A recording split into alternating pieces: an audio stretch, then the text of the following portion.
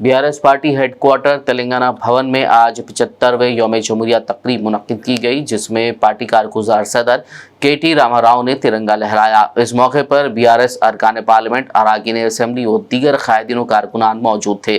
परचम कुशाई के बाद मीडिया से खिताब करते हुए केटीआर ने गवर्नर कोटा के तहत रियासती कानून साज काउंसिल के रुकन के तौर पर नामजदगी के लिए प्रोफेसर कोदंडराम के नाम को क्लियर करने के गवर्नर तमिलिसाई सुंदरराजन के फैसले के पीछे की सदाकत पर सवाल उठाया।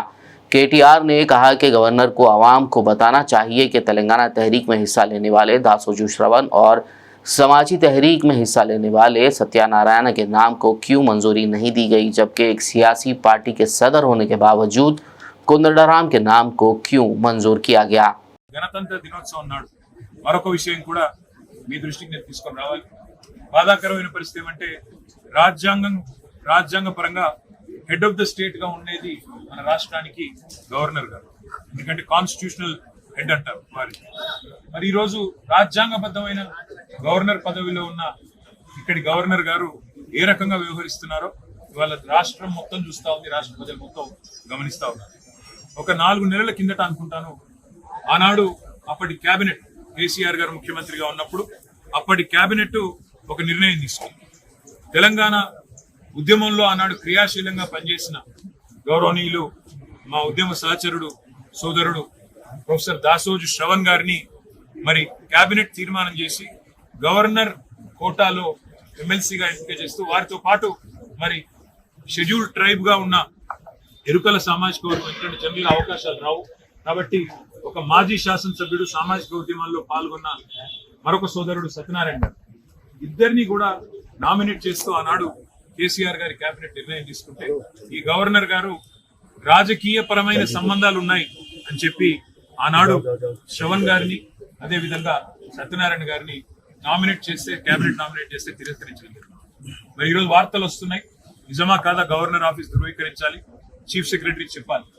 వార్తలు వస్తున్నాయి కోదండరామ్ గారికి మరొక ఆయనకు గవర్నర్ గారికి ఒక లెటర్ రాగానే ఆగమేఘాల మీద క్షణాల్లో సంతకం పెట్టి ఆమోదించినారని చెప్పి వార్తలు వస్తా ఉన్నాయి.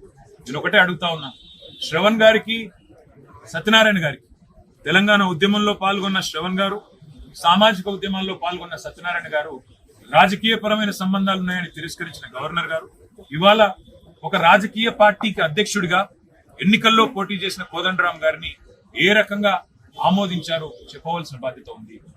రాష్ట్ర ప్రజలు తప్పకుండా మీ నుంచి సమాధానం ఆశిస్తున్నారు. గవర్నర్ గారు, మీరు రాష్ట్ర ప్రజలు ఇచ్చే జీతంతోనే మీకు ప్రతి నెల జీతం అందుతా ఉంది, రాజ్భవన్ మెయింటెనెన్స్ కూడా ప్రజల సొమ్ముతోనే జరుగుతా ఉంది. మీరు ప్రజలకు జవాబుదారీ, కేవలం రేవంత్ రెడ్డికి కాదు. అందుకే నేను గవర్నర్ గారిని డిమాండ్ చేస్తా ఉన్నా, ఏ రకమైన విచక్షణతోని మీరు ఒక రాజకీయ పార్టీ అధ్యక్షుడికి ఇవాళ ప్రభుత్వం నామినేట్ చేసి మీకు పంపితే మీరు ఆమోదించారు.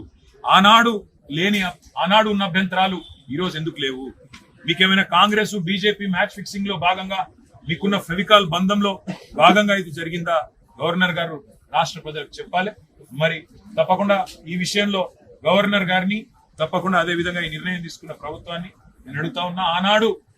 ఆనాడు ఏదైతే అభ్యంతరం గవర్నర్ గారు లిఖితపూర్వకంగా ఇచ్చినారో, వీరు రాజకీయ పార్టీలతో అంటగాగుతున్న వారు, సంబంధం ఉన్నవారని ఈ రోజు ఆ అభ్యంతరం ఏమైంది? కాంగ్రెస్ బీజేపీ నాయకులు ఇది వాళ్ళ సంబంధాన్ని टूर्स एंड ट्रैवल्स हज उम्रा ग्रुप पेश करते हैं लो बजट और बेहतरीन सहूलतों के साथ उम्रा की सआदत का मौका। हैदराबाद एयरपोर्ट से सऊदी अरब और फिर सऊदी अरब से हैदराबाद लौटने तक मुकम्मल रहनुमाई।